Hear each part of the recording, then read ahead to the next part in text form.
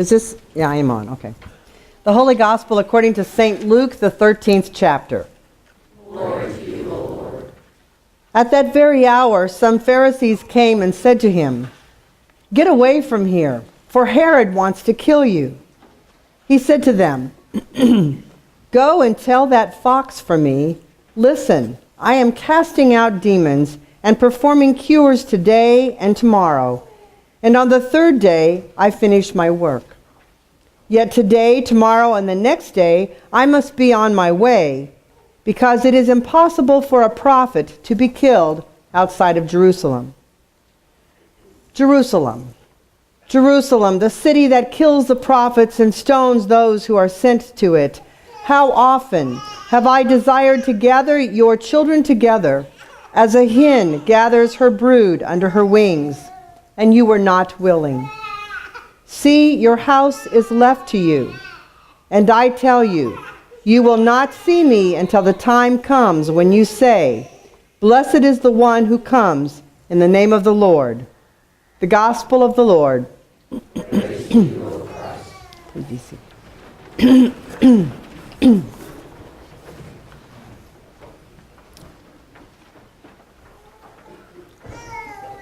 Well, as you probably have heard over time, we have 2 new puppies. These puppies were taken into our homes in probably a very weak moment in our lives. These 2 puppies are a mixture, of a Shih Tzu puppy and a Beagle puppy. And it is interesting to see how these dogs continue to grow, how these different specific characteristics of each kind of dog continues to emerge itself from these puppies. Our dogs' names are Jazzy and Jingle. Probably something to do with the fact that we got them close to Christmas. And they are typical puppies, playful, loving, demanding, and inquisitive. And sometimes we are completely convinced that they are plain stupid, especially when it comes to potty training. When I am outside with the dogs, they are constantly investigating.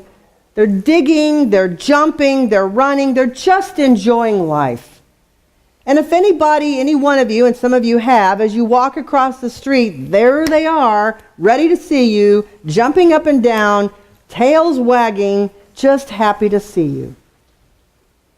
Now, even though this house training is taking its toll on Paul and I, we do enjoy them, and we love playing with them, and we find ourselves laughing silly over the ways in which they play and the things they do. They make us feel good as they crawl into our laps looking for affection and willing to give us some as well. A couple of days ago, I saw something about them that I had not yet seen. Our neighbors had let out their 2 dogs. And Jazzy and Jingle were at once fascinated and were beginning to show that puppy excitement. And all of a sudden, one of the neighbor's dogs runs towards them, charging across the yard. And our puppies turned on their heels and ran as fast as they could back into the garage. They were afraid. This dog's speed and aggression filled them with fear, and they retreated as quick as they could. I was standing there laughing about the whole thing, and as I turned towards the garage, I could see these 2 little puppies standing at the edge looking out there, not coming back out of the garage because they were afraid. They were full of fear. And it was much safer to be in the garage. Fear is an age-old problem. So much of our daily lives is actually centered around fear. We use fear to accomplish many things. Fear has been used as a way to control and to motivate people for years. Sometimes fear is an important way to teach. For example, hot stoves. We use a different tone of voice, maybe even slapping a hand to teach toddlers not to touch a hot stove. Over a period of time, as children get a little bit older and a little bit more inquisitive and a little bit more independent, we use words and we even describe scenes of the bad things that can happen if something's not done the right way. I can remember having vivid pictures in my mind of what would happen if my foot or my hand got too close to the lawnmower blade. Just the other day, I was discussing some frustrations I had with a student, and the person I was talking with said, "You know, your student procrastinates because he is afraid of doing badly." And I said, "Oh, a fear of failure." Well, that's true, I think, of many people and probably many of us. We may not realize it, but it's true. How many people who are asked to teach Sunday school say no because they're afraid they'll fail? Or how many people, when they're asked to be president of the congregation, will say no because of their fear that they will fail? It is easier and less painful to say no than to put ourselves in a place where we might fail. Fear has immobilized us to attempt something new. Fear can also stabilize. It can keep the status quo. Every one of us operates each day with a sense of what's supposed to happen. There's a normal way that life should go on in our lives. We get up, we do our chores, we make a good living, we're loving to our families, we go to church, and life is good. That's what's supposed to happen. We live within a community that has certain expectations and beliefs. And as long as we agree to do what the majority of the community expects of us, we will be accepted and we will belong to the community. But if anyone begins to think outside those expectations or those beliefs of the community, they will be ostracized. Most of you know that I grew up in a family that ran a John Deere business. Our livelihood depended on the farming community. And like any other business owner in any small town, it is understood that you are very careful with expressing your opinion about anything. The fear of speaking your own mind is that those who don't like what you have to say will no longer do business with you.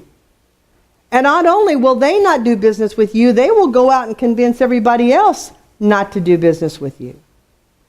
Word gets around, so to speak. So fear stabilizes the individual members of that community into doing and saying things that will be accepted.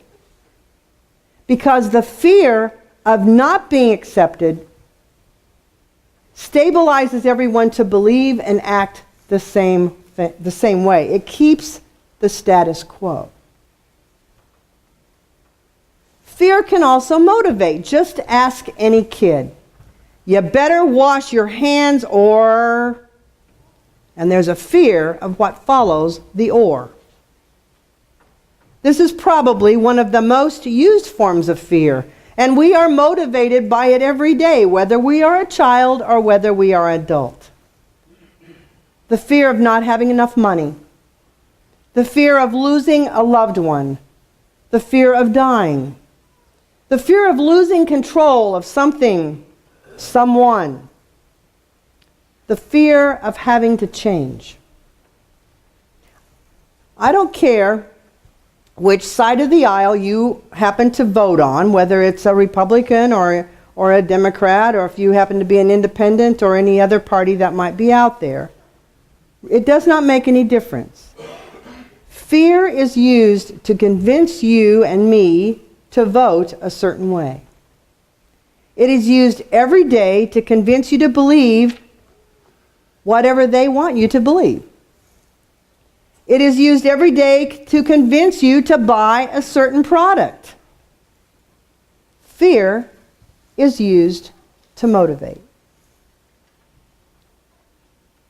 The Pharisees are using about every form of fear today as they say to Jesus, "Get away from here, for Herod wants to kill you."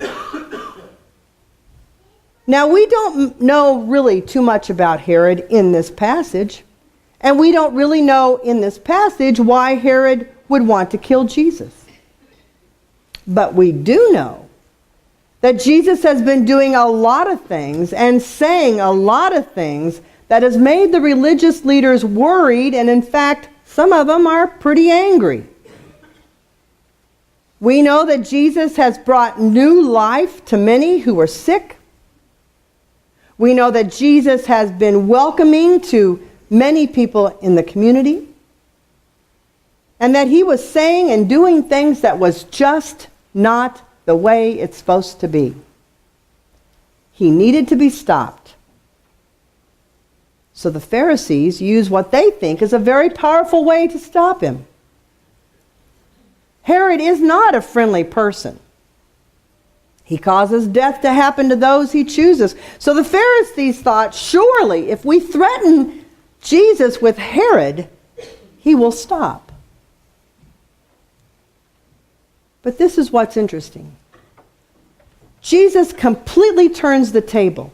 His reply almost sounds absurd to those who are there, and possibly a bit foolish or naive. He is not afraid. Instead, he insults. The statement that he answers back is a direct insult to Herod, their fearful leader. He calls him a fox. And that is not a compliment. He says, go ahead and tell the fox that I'm doing what I do, but not only am I doing it, but I'm going to do it today, and I'm going to do it tomorrow, and I'm going to do it the next day. And then he totally flips it all around by saying these words, "How often I have desired to gather your children together as a hen gathers her brood under her wings, and you were not willing." Anyone who has raised chickens knows that one of the greatest preys of a chicken is a fox. Or I should say the greatest fox like chickens.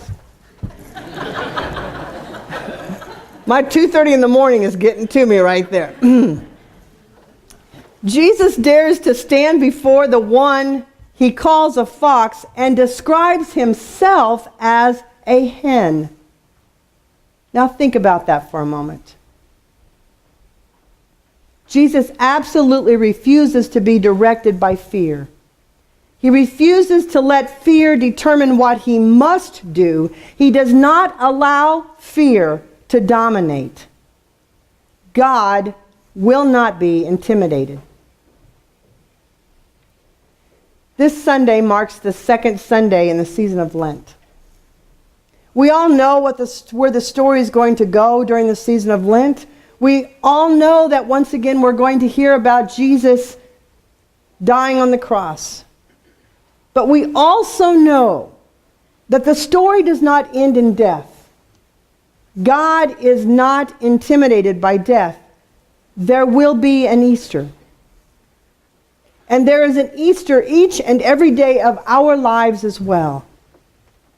Fear has no place when it intimidates.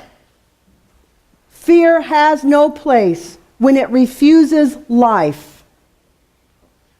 Fear has no place when it causes you to squander the gifts that God's given you, like talent, the ability to think on your own, the gift of reason and understanding.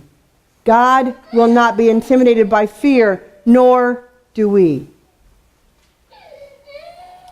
So as you meet each task, each challenge in your daily life, may you rise up in confidence, knowing that God will not be overcome with fear. May you know that that same Spirit of God is within you and is there to help you face your worst fears. And may you know that the Spirit of God does not give up and will gather you under wings of protection and love and courage. Amen.